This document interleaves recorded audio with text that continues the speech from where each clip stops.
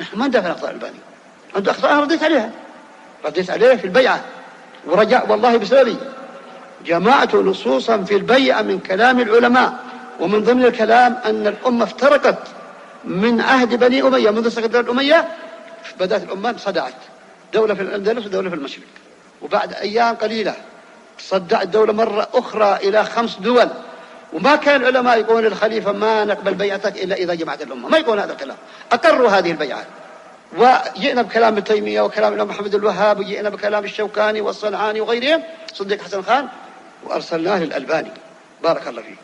وقرأوا عليه أو قرأوا عليه تلاميذه بارك الله فيه، وأعلن تراجعه والقول بجواز تعدد البيعات.